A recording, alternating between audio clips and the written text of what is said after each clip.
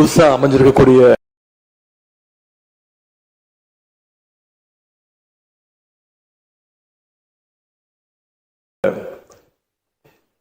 இந்த ஆட்சி மீது இன்னைக்கு நம்பிக்கை வாக்கெடுப்பு நடக்க போகுது. அதற்கு முன்பு வாக்கு எண்ணிக்கை தொடங்கி கடந்த 10 நாட்களாக இன்னைக்கு வரைக்கும் இந்த ஆட்சியில் ஒவ்வொரு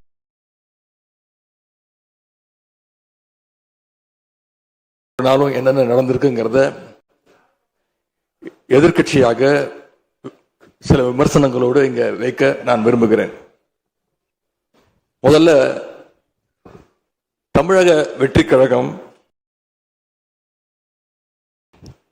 ஆட்சி அமைக்கணும்னு பெரும்பான்மையான மக்கள் உங்களுக்கு வாக்களிக்கவில்லை.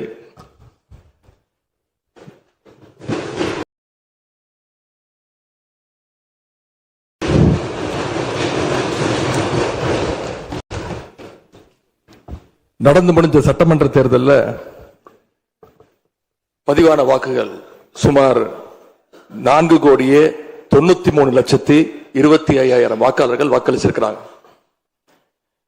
தற்போதைய ஆளுங்கட்சிக்கு வாக்களிச்சவங்களுடைய எண்ணிக்கை எவ்வளவு தெரியுமா? 1,72,26,000 தான். மீதம் இருக்கக்கூடிய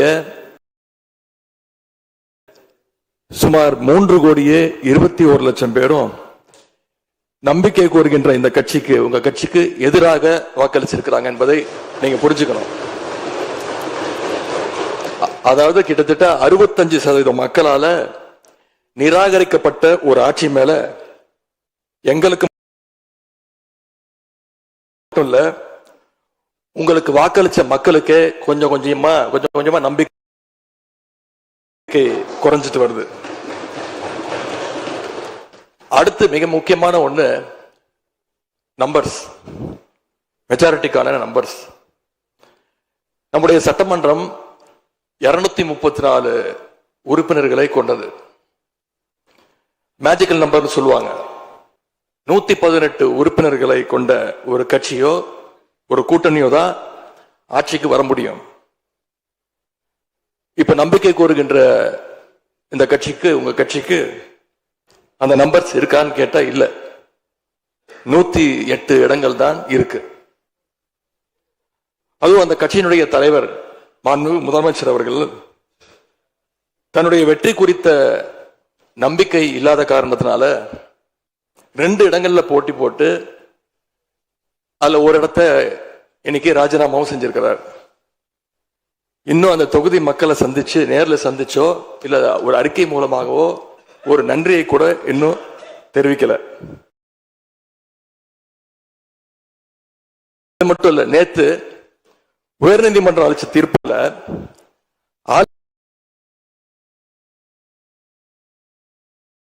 ஆளுங்கட்சியை சேர்ந்த திருப்பத்தூர் சட்டமன்ற தொகுதியினுடைய மாண்புமிகு உறுப்பினர் வாக்கெடுப்புல கலந்து கொள்ள கூடாதுன்னு நீதிமன்றத்தில் சொல்லியிருக்கிறாங்க. அதனால இப்ப ஆளுங்கட்சிக்கு வெறும் 106 இடங்கள் தான் இருக்கு. ஆனாலும் தேர்தல்ல தனக்கு எதிராக எங்க தலைவர் அமைச்ச கூட்டணியில போட்டியிட்ட கட்சிகளை எல்லாம் இன்னைக்கு சேர்த்துக்கிட்டு பெரும்பான்மைக்கான கடிதத்தை ஆளுநருக்கு கொடுத்து இன்னைக்கு இந்த ஆட்சி அமைக்கப்பட்டிருக்கு. இந்த ஆட்சிக்கு இன்னைக்கு ஆதரவு தெரிவிச்சிருக்கக்கூடிய இந்திய கம்யூனிஸ்ட் கட்சி, மார்க்சிஸ்ட் கம்யூனிஸ்ட் கட்சி, இந்திய யூனியன் முஸ்லீம் லீக், விடுதலை சிறுத்தைகள் கட்சிகளை சேர்ந்த மதிப்பிற்குரிய தலைவர்கள் எல்லாம் சொன்ன காரணம், இந்த ஆட்சியை நாங்க சப்போர்ட் பண்றோம் அப்படின்னு அவங்க சொன்ன காரணம், குடியரசுத் தலைவர் ஆட்சி அமைஞ்சிடக்கூடாது என்ற எண்ணத்துல உங்களுக்கு வெளியில இருந்து ஆதரவு தரோம் அப்படின்னு தெளிவா சொல்லியிருக்கிறாங்க. அதே நேரத்தில் இன்னொன்னு சொன்னாங்க, இப்பவும் அவங்க எங்க தலைவர் தலைமையிலான திராவிட முன்னேற்ற கழக கூட்டணியில தான் தொடருவோம்னு சொல்லியிருக்கிறாங்க. உங்களுக்கு ஆதரவு கொடுக்கும் போது அவங்க சொன்ன இன்னொரு காரணமும் இருக்கு, அதையும் நம்ம ஞாபகம் வச்சுக்கணும். மதச்சார்பற்ற ஆட்சி அமையணும்னு சொன்னாங்க. ஆனா இப்ப இங்க என்ன நடந்திருக்கு? உங்க கொள்கை எதிரின்னு சொன்ன பாஜக தலைமையிலான என்டிஏ கூட்டணியில போட்டியிட்ட ஒரு சட்டமன்ற உறுப்பினரை அந்த கட்சி தலைவருக்கே தெரியாம, அந்த கட்சி தலைவருக்கு தெரியாம திருட்டுத்தனமாக இந்த ஆட்சிக்கு ஆதரவு தர வச்சிருந்தீங்க. இப்ப நான் சொல்றது ரொம்ப டீசென்டான வெர்ஷன். அந்த திருட்டுத்தனமான வார்த்தையை மட்டும் நிக்கிறேன். இந்த கட்சி தலைவருக்கே தெரியாம இந்த ஆட்சிக்கு ஆதரவு தர வச்சீங்க. இப்ப நான் சொல்றதுலாம் ரொம்ப டீசென்டான வெர்ஷன். அந்த கட்சி தலைவர் உட்காருங்க உட்காருங்க. உங்களை சொல்ல உங்களை சொல்ல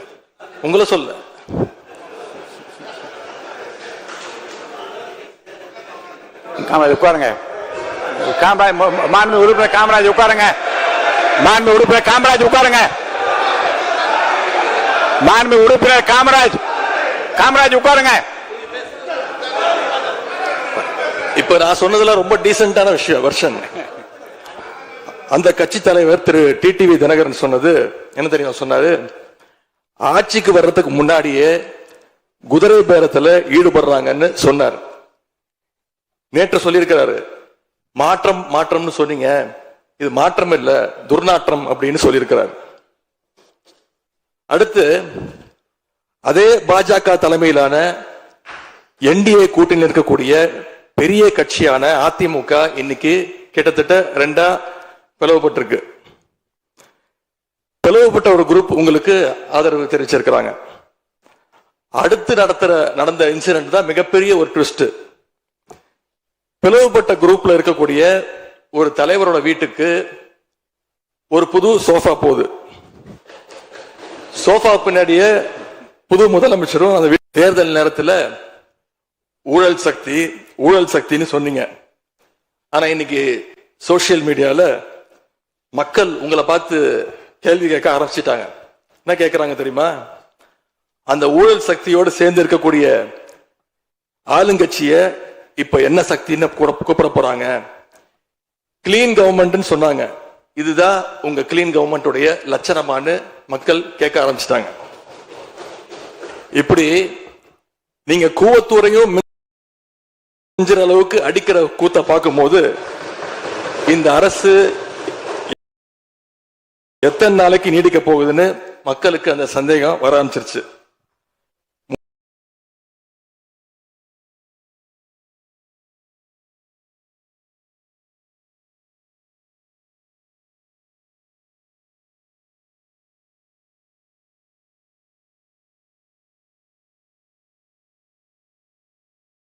கோணலே முற்றிலும் கோணல்ன்ற மாதிரி உங்க நடவடிக்கை எல்லாமே இன்னைக்கு நடந்துகிட்டு இருக்கு.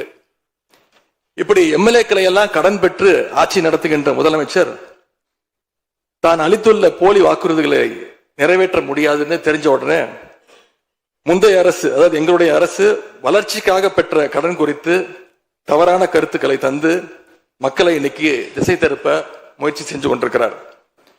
பெரும்பான்மையும் இல்லாத, அரசியல்ல அடிப்படை நேர்மையும் அல்லாத இந்த அரசு நல்லாட்சி தரும், தமிழ்நாட்டு மக்களுடைய உரிமைகளுக்காக போராடணும்னு மக்களுக்கு துளியும் நம்பிக்கை இல்லை.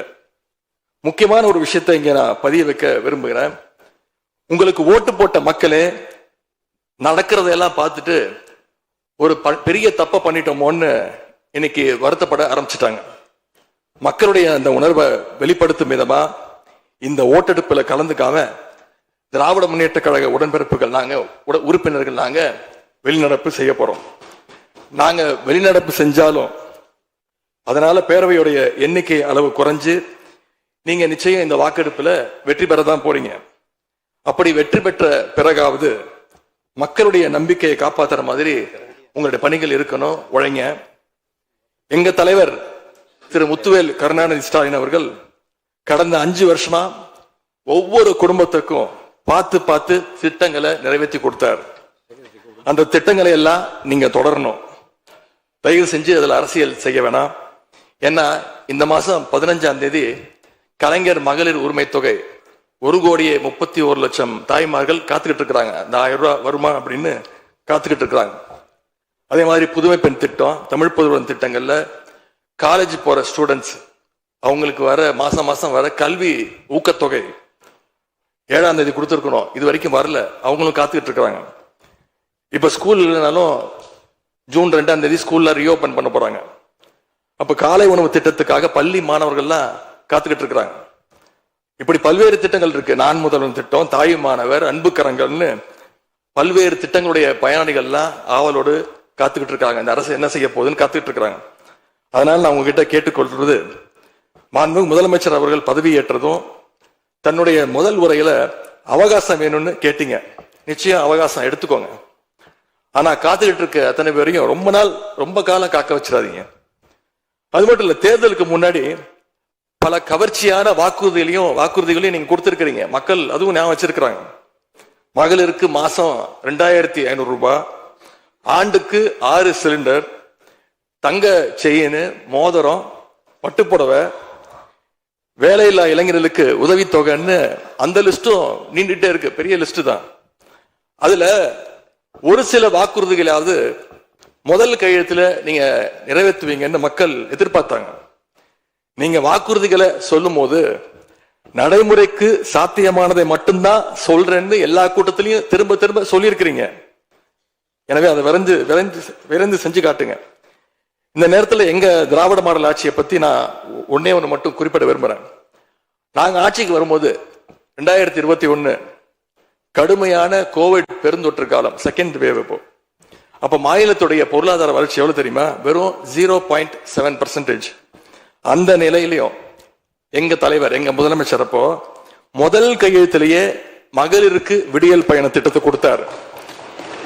முதல் நாளே எல்லா குடும்பங்களுக்கும் 4000 ரூபாய் லாக்டவுன் உதவித்தொகையை எங்க முதலமைச்சர் கொடுத்தார். ஆவின் பால் விலை குறைப்பு, இப்படி முதல் நாளே 5 கோப்புகள்ல கையெழுத்து போட்டார்.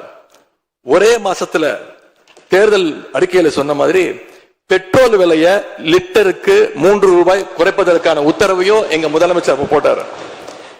இப்படி கடுமையா உழைச்சதுனாலதான் இன்னைக்கு 5 ஆண்டு முடிவில் இந்தியாவிலேயே பொருளாதார வளர்ச்சியில நம்பர் 1 மாநிலமாக இன்னைக்கு தமிழ்நாட்டை எங்களுடைய தலைவர் மாத்தி காட்டியிருக்கிறார்.